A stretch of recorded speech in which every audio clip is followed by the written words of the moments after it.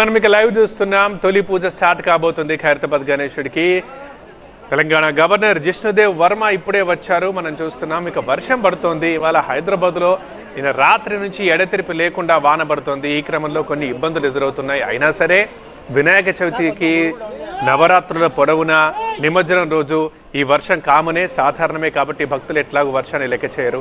అలాగే ఇక్కడ కూడా మనం చూస్తున్నాం, ప్రస్తుతం లైవ్లో చూస్తున్నాం, గవర్నర్ జిష్ణుదేవ్ వర్మ వచ్చారు. తొలి పూజ చేయబోతున్నారు ఖైరతాబాద్ గణేశుడికి. ఈసారి గణేష్ విశ్వశాంతి మహాశక్తి గణపతిగా దర్శనమిస్తున్నారు. 69 అడుగుల ఎత్తులో 28 అడుగుల వెడల్పుతో బడే గణేష్ కొలువుదీరాడు. తొలి పూజ జరగనుంది. ఈ పూజా కార్యక్రమాలకు గవర్నర్ జిష్ణుదేవ్ వర్మ హాజరయ్యిన దృశ్యం మనం చూస్తున్నాం.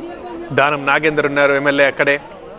పురాణ ప్రతిష్ట, పంచామృత అభిషేకం, కలశ పూజ, అభిషేకం, మంగళహారతులు నిర్వహిస్తారు. పెద్ద సంఖ్యలో భక్తులు తరలిస్తున్న నేపథ్యంలో ఖైరతాబాద్ గణేష్ దగ్గర భారీగా పోలీసు బందోబస్తు ఏర్పాటు చేశారు. ఖైరతాబాద్ ఎమ్మెల్యే దానం నాగేందర్ ఈ బడా గణేష్ దగ్గర ఏర్పాట్లను ఆయన స్వయంగా ఉండి పరిశీలించారు. ఇక తొలి పూజ స్టార్ట్ అయింది. మనం చూస్తున్నాం, గవర్నర్ జిష్ణుదేవ్ వర్మ వచ్చి ఖైరతాబాద్ గణేశుడికి పూజలు చేస్తున్నారు. ఈసారి 69 అడుగుల ఎత్తులో 28 అడుగుల వెడల్పుతో విశ్వశాంతి మహాశక్తి గణపతిగా దర్శనమిస్తున్నారు ఖైరతాబాద్ గణనాథుడు.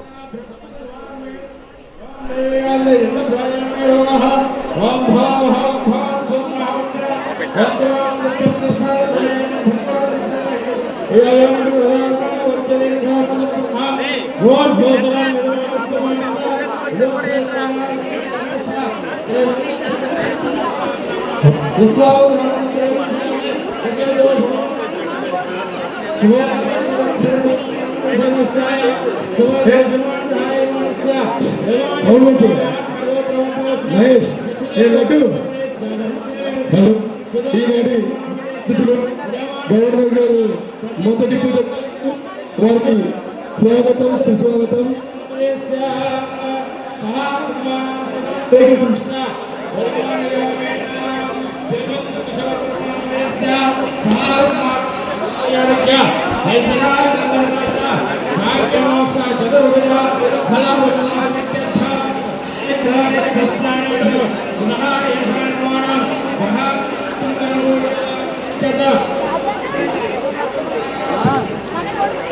श्री महागणाधिपतये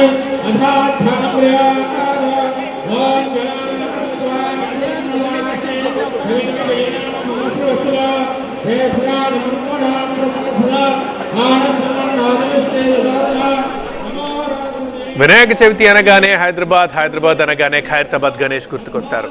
సో ప్రతి సంవత్సరం కూడా ఈసారి ఖైరతాబాద్ గణేష్ ఏ అవతారంలో దర్శనమిస్తున్నారు, ఎంత ఎత్తు ఉంటుంది, ఎంత వెడల్పు ఉంటారు, ఎలా కనిపించబోతున్నారు, ఎలా అలంకరించబోతున్నారు, ఈసారి ఎట్లాంటి స్పెషల్ అట్రాక్షన్ ఉంది, ఈసారి ఎలా పూజలు చేస్తారు, ఇదే చర్చ జరుగుతూ ఉంటుంది రెండు రాష్ట్రాల్లో కూడా.